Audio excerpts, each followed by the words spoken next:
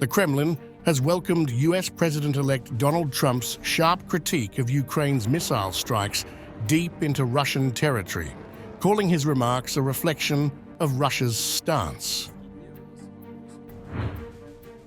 The statement by U.S. President-elect Donald Trump on strikes with long-range weapons on Russia conforms to our position. In this case, we have a shared vision of causes of escalation, and that is positive.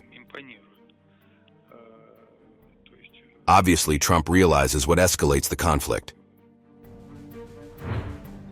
US President-elect Donald Trump launched a verbal attack on President Joe Biden's approval of the use of US-supplied ATACMS missiles for strikes deep into Russian territory, blaming them for escalating the war and arguing that Washington never should have approved them. It's crazy what's taking place. It's crazy. I disagree very vehemently with sending missiles hundreds of miles into Russia. Why are we doing that? We're just escalating this war and making it worse. That should not have been allowed to be done.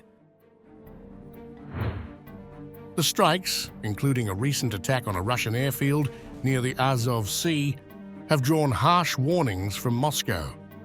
Russia has previously claimed such attacks could provoke a global conflict and responded last month by launching its new hypersonic Oreshnik missile at Ukrainian targets.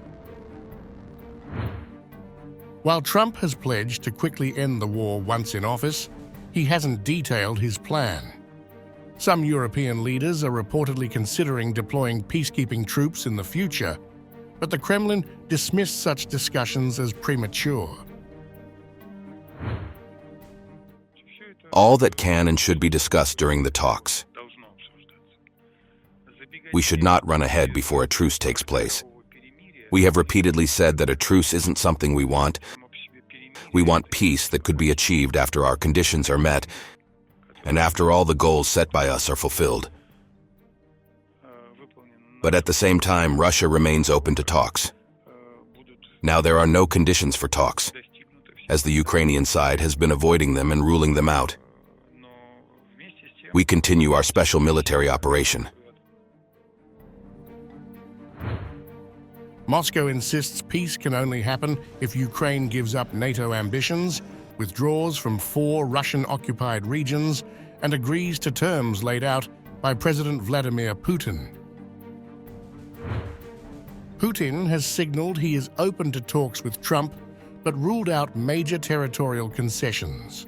Earlier proposals rejected by Kyiv could serve as a starting point for negotiations, according to Moscow. While Trump's comments have drawn Kremlin praise, officials remain wary. Let's not forget sanctions were imposed against our country over 50 times, and there were many unfriendly manifestations towards our country. This should not be forgotten, so do not get ahead of yourself. As both sides dig in, the possibility of Trump acting as a peace broker remains uncertain. Whether his approach will bring resolution or deepen divisions remains to be seen.